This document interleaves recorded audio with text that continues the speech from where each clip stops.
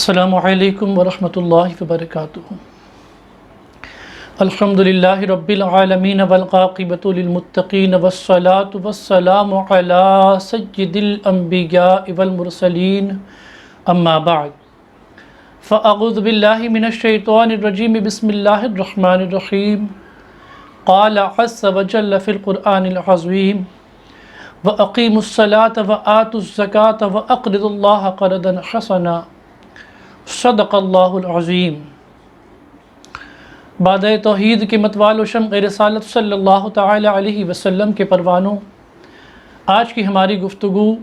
فلسفہ زکوٰۃ کے عنوان سے ہے۔ ہم یہ سمجھنے کی کوشش کریں گے کہ اللہ اور اس کے رسول نے نظام زکوٰۃ کو جو نافذ فرمایا ہے اس کے پیچھے اللہ اور اس کے رسول کی کون سی حکمت پوشیدہ ہے۔ عزیزان گرامی، ہم یہ دیکھتے ہیں کہ سماج مختلف طبقات میں منقسم ہے۔ امراء رؤساء کا ایک طبقہ ہے، دوسرا طبقہ ایسے افراد کا ہے جو معتدل زندگی بسر کرتے ہیں، نہ وہ بہت امیر ہوتے ہیں نہ وہ بہت غریب ہوتے ہیں، اوسط زندگی بسر کرتے ہیں، اور تیسرا طبقہ وہ بھی ہے جو انتہائی غربت و افلاس، تنگ دستی، محتاجی، فقر و فاقے کی صورت میں زندگی بسر کرتا ہے۔ اور اس طبقے میں کچھ یتیم ہوتے ہیں، کچھ مسکین ہوتے ہیں، کچھ مجبور و محتاج ہوتے ہیں۔ عزیزان گرامی، اسلام کا نظام زکوٰۃ سماج کے اس تیسرے طبقے سے متعلق افراد کی امداد و اعانت کے لیے متعین کیا گیا ہے۔ اگر زکوٰۃ کو اس کے نظم کے مطابق ادا کیا جائے تو سماج سے غریبوں کی، مفلسوں کی داد رسی ہو سکے گی، مگر ہم یہ دیکھ رہے ہیں کہ زکوٰۃ کا نظم ہونے کے باوجود ہمارے سماج سے غریب، مفلس، محتاج، نادار بھوکمری کی زندگی مسلسل جی رہے ہیں۔ سماج میں جس مقصد کے تحت اللہ اور اس کے رسول نے اس نظام کو نافذ کیا تھا،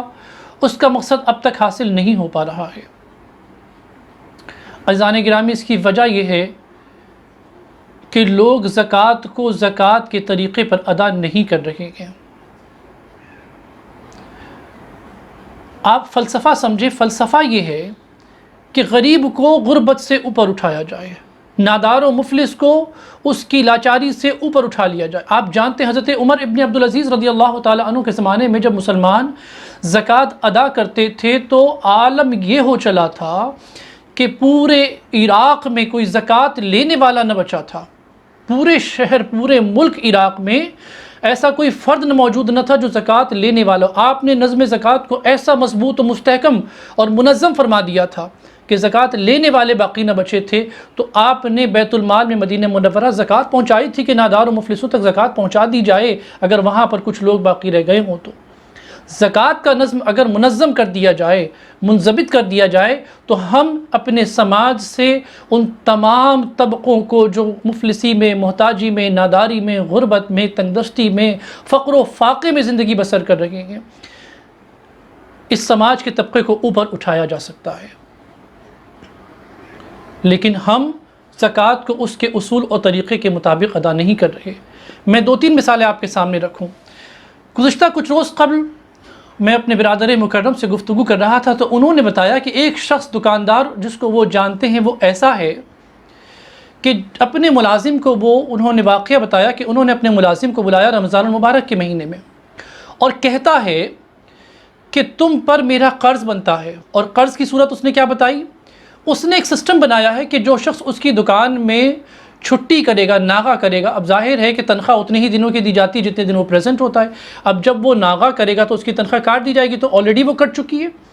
تو اب کٹ کر تنخواہ دے دی گئی۔ تب بھی بتایا یہ گیا کہ بھئی آپ کو ناغہ کرنے کی شکل میں آپ کی جو چھٹیاں کاؤنٹ کی ہیں، میں نے سال بھر میں شمار کی ہیں، تو اس سال بھر کی چھٹیوں کا کم و بیش 18 سے 20 ہزار روپیہ آپ کا مجھ پر قرض بنتا ہے۔ یعنی آپ مجھے وہ 18 سے 20 ہزار دیں گے۔ اب تم میرے پاس ملازمت کرتے ہو، تمہارے پاس اتنا پیسہ تو ہے نہیں، تو تم وہ قرضہ مجھے کیسے ادا کرو گے؟ اب وہ بیچارہ غریب آدمی، جاہل آدمی، پڑھا لکھا نہیں، نہ شریعت جانتا، نہ دین جانتا، نہ دنیا جانتا، نہ تعلیم حاصل کری، اس نے سوچا ہاں میری چھٹیاں تو ہوئیں گے، اب سیٹ نے جو ہے وہ چھٹیوں کا قرض پورا سال بھر کا حساب لگایا تو مجھے اتنا پیسہ تو دینا پڑتا، اب میں کہاں سے دوں گا؟ تو اس نے کہا تو اب میں کیا کروں؟ وہ سیٹ صاحب یہ فرماتے ہیں کہ بیٹا دیکھو ایسا ہے کہ میں زکوٰۃ کی رقم جو ہے وہ تم کو زکوٰۃ کی رقم میں تم کو دے رہا ہوں، تو وہ جو قرض تمہارے پر موجود ہے تم اس زکوٰۃ کی رقم سے وہ قرضہ ادا کرو، یعنی وہ رقم تم قبول کر لو، اور قبول کرنے کے بعد وہ تم مجھے لوٹا دو، یہ کہہ کر کہ جو وہ قرضہ چھٹیوں کا ہے یہ میں آپ کو واپس کر رہا ہوں۔ اِنَّ لِلَّهِ وَإِنَّ إِلَيْهِ رَاجِعُونَ۔ استغفر اللہ العظیم واتوب الیہ۔ عزیزان گرامی، مسلمانوں کو ہو کیا گیا ہے؟ کیا مسلمانوں نے وہ وعید کو بھلا دیا جس میں میرے آقا کریم صلی اللہ علیہ وسلم نے عذاب نہ دینے والوں کے لیے اس قدر سخت وعید بیان فرمائی کہ وہ کالے سانپ کی شکل میں ان کے گلے میں توق بنا کر ڈال دیا جائے گا جو اس کے جبڑوں کو چیرے گا، دائیں سے اور بائیں سے اس کے جبڑوں کو چیر اور پھاڑ کر رکھ دے گا۔ اللہ رب العالمین نے قرآن کریم میں بیان فرمایا کہ ان کے سونے اور چاندیوں کو، ان کے مال و زر کو تپا کر اس کی چادر بنا کے ان کے جسم پر پہنایا جائے گا، جس سے ان کے جسم کو داغا جائے گا، اور جب وہ اس کی حدت ٹھنڈی ہو جائے گی، وہ ٹھنڈی ہو جانے کے بعد پھر ان کو دہکایا جائے گا، پھر ان کو تپایا جائے گا، اور یہ مسلسل قیامت کے روز وہ دن جو 50,000 سال کا دن ہے، اس 50,000 سال والے دن میں مسلسل کے عذاب ان کو دیا جائے گا۔ پھول گئے وہ لوگ، خدا کا خوف اپنے دلوں سے نکال بیٹھے ہیں۔ زکوٰۃ ادا کرنے کا مقصد غربا، مساکین، محتاج، مفلس، یتیم ان کی مدد کرنا ہے، ان کی اعانت کرنا ہے۔ اور یاد رکھیں، میں نے پہلے بھی عرض کیا کہ اللہ تعالیٰ نے عمرہ اور روزہ کے مال میں غربا اور مساکین کا حق رکھا ہے، فقراء کا حق رکھا ہے، اور ایسے لوگ جو غریب و محتاجوں کے حق کو زکوٰۃ پر بھی مار دیتے ہیں، اور انہیں خوف نہیں آتا، انہیں خدا کا خوف یاد نہیں آتا، انہیں وہ وعیدیں بھلا دی انہوں نے۔ وہ اللہ اکبر عالم یہ ہے۔ اور ایک اسی طرح کا واقعہ میرے علم میں ہے کہ کچھ لوگ ایسے بھی ہیں جب وہ زکوٰۃ سال بھر میں ادا کرتے ہیں تو وہ اپنے پاس پڑی ہوئی ان چیزوں کو شامل کر لیتے ہیں جو انہوں نے استعمال کے لیے لی تھی لیکن وہ کسی وجہ سے استعمال نہ کر سکے، تو وہ اسے شامل کر کے جو زکوٰۃ کی رقم نکالی جاتی ہے اس رقم میں اس مالیت کو شامل کر لیتے ہیں۔ مثال کے طور پر کسی شخص نے ایک جوڑا کپڑا خریدا تھا، اس کی قیمت 1000 روپے تھی، اب جب اس نے 1000 روپے کیش دینے تو وہ 1000 روپے کیش دینے کی بجائے وہ کپڑا زکوٰۃ میں دے دیتا ہے، حالانکہ اس صورت میں زکوٰۃ ادا ہو جائے گی، لیکن زکوٰۃ کو اگر مال کی شکل میں ادا کیا جائے تو زکوٰۃ کے نظام کا جو اصل مقصد ہے غربت اور افلاس سے سماج کے طبقے گرے ہوئے اور پچھڑے ہوئے طبقے کو اوپر اٹھانا، وہ حاصل ہو جائے گا۔ کبھی آپ نے دیکھا ہے کسی غریب، مفلس و نادار، مجبور، بے سہارا کے ہاتھ میں آپ ایک ساتھ یکمشت 10,000 روپے کی رقم رکھ کے دیکھیں، اس کے چہرے پر جو بہار آتی ہے، اس کے چہرے پر جو نور آتا ہے، اس کے دل کی جو کلیاں کھل جاتی ہیں، اس کا چہرہ جو گلابی ہو جاتا ہے، اس کی آنکھوں میں جو خوشی کی چمک پیدا ہو جاتی ہے، آپ کبھی اس کو محسوس کر کے دیکھیں؟ عموماً دیکھا ہے کہ لوگ زکوٰۃ کے لیے کسی دروازے پر لوگ آ گئے کہ بھئی زکوٰۃ کے لیے کچھ دے دو، غریب مانگنے کے لیے، بھئی وہ زکوٰۃ کے پیسے رکھیں، وہاں سے 10-20 روپے اٹھا کے دے دو۔ یہ زکوٰۃ دینے کا کون سا نظام ہے؟ یہ زکوٰۃ دینے کا کون سا اصول ہے؟ یہاں سے 50 روپے زکوٰۃ دے دیے، وہاں سے 20 روپے زکوٰۃ دے دیے، وہاں سے 10 روپے زکوٰۃ دے دیے۔ میں نے ایک رئیس صاحب کو دیکھا تھا، جو امیر صاحب، ایک رئیس مالدار شخص کو دیکھا، وہ اپنے شو روم کے سامنے لوگوں کی قطار لمبی لگا دیتے ہیں، ایک شخص کو کھڑا کر دیتے ہیں 10-10 20-20 روپے کا نوٹ بنا کر بنڈل دے کر کے، اور وہ 10-5 ہزار روپے رکھ دیتے ہیں، وہاں 40-50 لوگ کھڑے رہتے ہیں، وہ 50-50 20-20 40-40 جس کو جیسا سمجھ میں آیا وہ زکوٰۃ کی رقم بانٹتے چلے جاتے ہیں۔ یہ کون سا نظام زکوٰۃ ہے؟ اسلام کا یہ نظام زکوٰۃ تو نہ تھا، یہ مقصد زکوٰۃ نہ تھا، اور یہ فلسفہ زکوٰۃ کا حصہ بھی نہیں ہے۔ فلسفہ زکوٰۃ کا بنیادی حصہ تو سماج کے پچھڑے طبقے کو خوشحال بنانا ہے، بدحالوں کو خوشحال کرنا ہے، بے حالوں کو سنبھالنا ہے، بھوکوں کے پیٹ کو بھرنا ہے، ننگوں کے کپڑوں بدن پہ کپڑے ڈالنا ہے، جو مفلسی میں بے گھر کی زندگی۔ آج اگر زکوٰۃ کی رقم کا انتظام قاعدے سے کیا جاتا تو آج مسلمانوں میں سے ایک مسلمان فیملی ایسی نہ ہوتی۔ ہم نے مشاہدہ کیا، لوگ 10-10 سال، 20-20 سال، 30-30 سال، 40-40 سال سے اپنے مکان کو ترس رہے، کرائے کے مکانوں میں رہتے ہیں۔ اگر زکوٰۃ کو اس کے طریقے پر ادا کیا جاتا تو لوگوں کے سروں پر چھت ہوتی۔ میرے علم میں ایسے صاحبان موجود ہیں جن کی 3-3 4-4 5-5 بیٹیاں تھیں، اور صرف اس لیے کہ وہ غریب ہیں، اپنی بچیوں کی شادی نہ کر سکے، اگر زکوٰۃ کے مال سے ان کی مدد کی جاتی تو ان بچیوں کے گھر بس چکے ہوتے۔ عزیزان گرامی، آج ہمارا حال یہ ہے کہ ہم زکوٰۃ کو اس کے طریقے پیدا نہیں کریں۔ یہ فلسفہ زکوٰۃ کا تو ایک پہلو تھا کہ سماج کے نچلے طبقے کو اوپر اٹھانا، اس لیے کہ اس وقت اجازت نہیں دے رہا وقت کہ ہم دیگر پہلوؤں پر آپ سے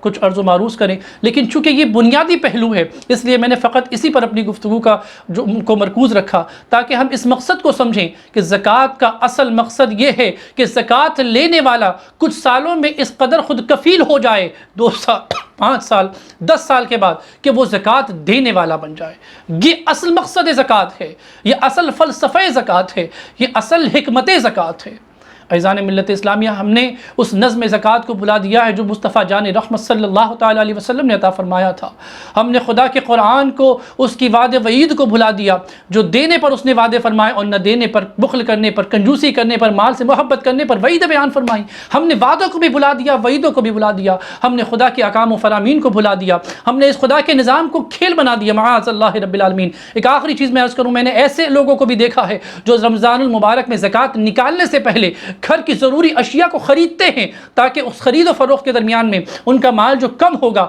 اس سے زکوٰۃ نکالنے میں رقم میں جو ہے وہ کمی واقع ہو جائے گی۔ اللہ اکبر کبیرہ، اللہ اکبر کبیرہ۔ عزیزان گرامی، آج سماج میں بے شمار مسلمان ایسے ہیں جو عزت کے ساتھ زندگی جی رہے ہیں، وہ مفلس ہیں، نادار ہیں، محتاج ہیں، حتیٰ کہ وہ مستحق زکوٰۃ ہیں، لیکن وہ اپنی زبان کھول کر کسی سے نہیں کہہ سکتے کہ ہمیں زکوٰۃ دو۔ زکوٰۃ دینے کے لیے حکم یہ ہے کہ تلاشیں ایسے افراد کو، اپنے اطراف میں، اپنے پڑوس میں، اپنے جاننے والوں میں ایسے افراد کی تحقیق کریں کہ جو مفلس ہیں، اور جو کیٹیگریز بیان کی گئی ہیں، جو اقسام بیان کی گئی زکوٰۃ لینے والوں کی، ان میں ان کو تلاشیں۔ اگر ایسے افراد، اور ایسے افراد ہمارے دوستوں میں بھی ہوتے ہیں، ہمارے رشتہ داروں میں بھی ہوتے ہیں، لیکن زکوٰۃ بانٹنے والے دنیا میں زکوٰۃ بانٹ رہے ہوتے ہیں اور ان کے اپنے رشتہ دار، ان کے دوست احباب محتاج و مفلس ہو رہے ہوتے ہیں۔ عزیزان گرامی، میں تفصیل سے زیادہ عرض و معروض نہ کر سکوں گا، بس ماحصل گفتگو یہ سمجھیں کہ زکوٰۃ کو اللہ کی رضا اور خوشنودی حاصل کرنے کے لیے، مقصد یہ زکوٰۃ کو پورا کرنے کے لیے، فلسفہ زکوٰۃ کی تکمیل کے لیے اللہ کی رضا اور خوشنودی کے ساتھ اس عمل کو انجام دیں کہ ہمارا رب ہم سے راضی ہو جائے، اور جس مقصد کے لیے اللہ رب العالمین نے ہمیں زکوٰۃ دینے کا حکم عطا فرمایا وہ مقصد ہمیں حاصل ہو، اور اس مقصد کے تحت مصطفیٰ کریم صلی اللہ علیہ وسلم کی رضا اور خوشنودی بھی ہمیں حاصل ہو جائے۔ اللہ رب العالمین مجھ سمیت ہم سب کو کہنے سننے سے زیادہ عمل کرنے کی توفیق نصیب فرمائے، آمین۔ صلی اللہ علی محمد وعلی آل محمد صلی اللہ علیہ وسلم، وما علینا الا البلاغ المبین۔ السلام علیکم ورحمۃ اللہ تعالی وبرکاتہ۔